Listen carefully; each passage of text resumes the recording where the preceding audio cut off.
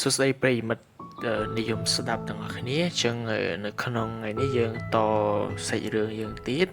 ឃើញថាប្រិយមិត្តចូលចិត្តស្ដាប់តើតើជាមួយនឹងការដែលយើងអានរឿងចឹងនៅក្នុងវីដេអូនេះយើងនឹងធ្វើការអានរឿងបន្តទៀតហើយរឿងយើងអានយ៉ាងហ្នឹងមានចំណងចឹងថារឿងដើមកំណើតរន្ទះចឹងយើងឈានចូលទៅកាន់សាច់រឿងតែម្ដងប៉ុន្តែមុននឹងឈានចូលទៅកាន់សាច់រឿងច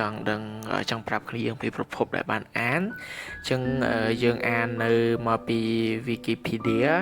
ដែលជា website online មួយចឹងយើងអានពីសាច់រឿងរបស់ពួកគាត់អូខេយើងចូលទៅកាន់សាច់រឿងយើងយកតែម្ដងកាលពីព្រេងនេះមានបិសាចមួយឈ្មោះរីមីសូនិងនាងអក្ខរទេវីមួយឈ្មោះមេក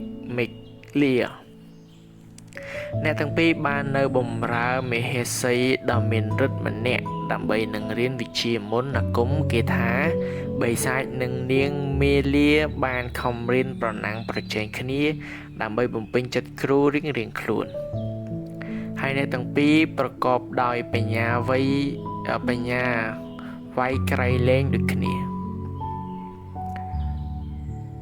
តាបោះស្រឡាញ់អ្នកទាំងពីរនោះស្មើគ្នាពេលតាបោះបានបង្រៀនសិស្សលោកចាប់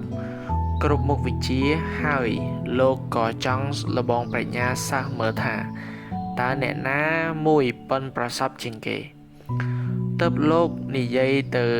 កាន់សិស្សថាបើអ្នកណាយកកាវមួយមានទឹកសន្សើមពេញមកឲ្យខ្ញុំបាននោះខ្ញុំនឹងធ្វើទឹកនោះ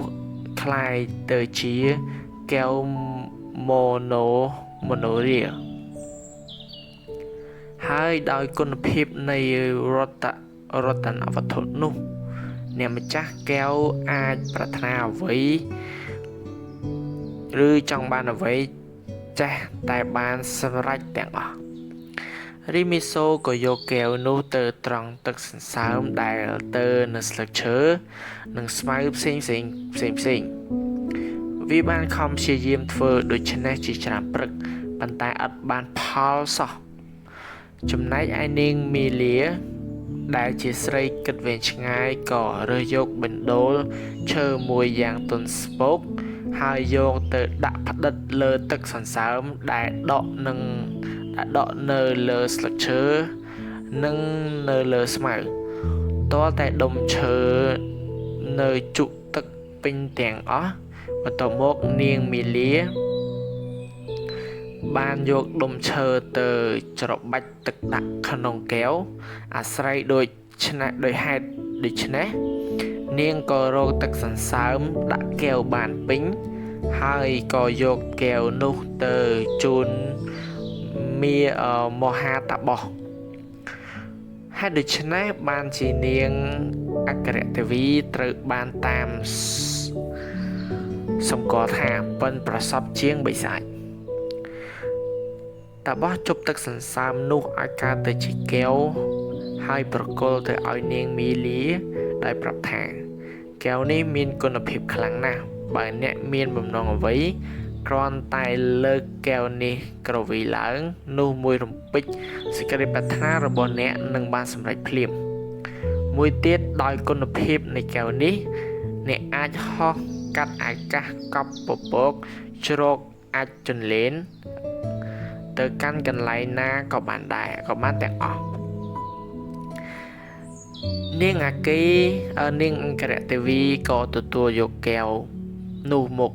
លើក្រវីឡើងលើស្រាប់តែហោះវឹងទៅលើមេឃតម្រង់ទៅរង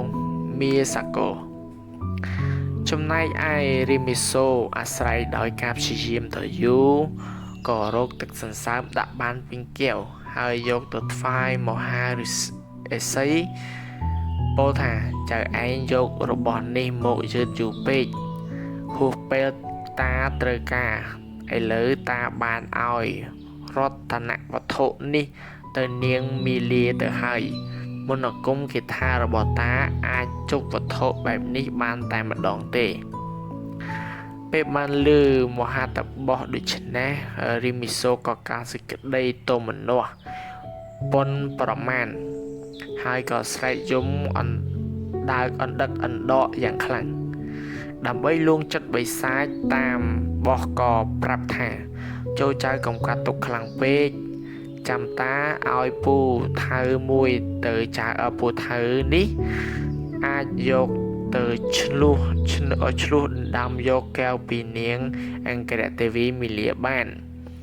នាងមីលានេះចូលចិត្តហោះហើរលេងនៅលើអាកាសដើម្បីមុជទឹកភ្លៀងហាក់ដែលមានភ្លៀងម្ដងចូលអ្នកចោលពូថៅនេះទៅលើវានឹងបោះចោលកែវដ៏មានតម្លៃនោះដូច្នេះនៅពេលប្រយុទ្ធគ្នាចៅឯងឃើញវីលើកែវ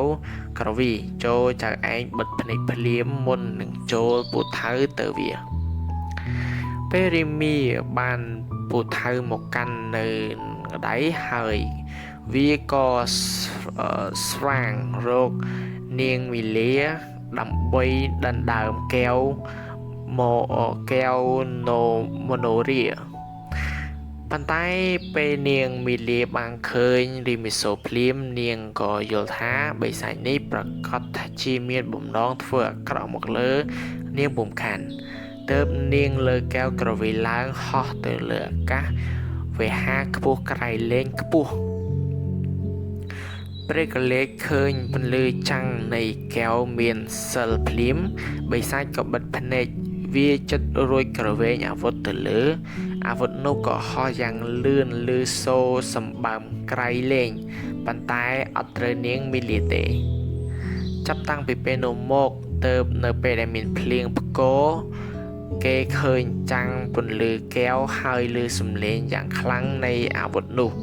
អាស្រ័យហេតុនេះហើយបានជាក្នុងភាសាខ្មែរយើងឲ្យឈ្មោះដុំថ្មទាំងឡាយណាដែលមានរាងដូចផ្លែពូថៅឬចបកាប់ក្បាលស្រួចឬដូចកំបិតថាកំរន្ទះហើយសន្មតថាទាំងនេះជាព្រួយរបស់យក្សបាញ់នៅលើមេឃធ្លាក់ពីលើដី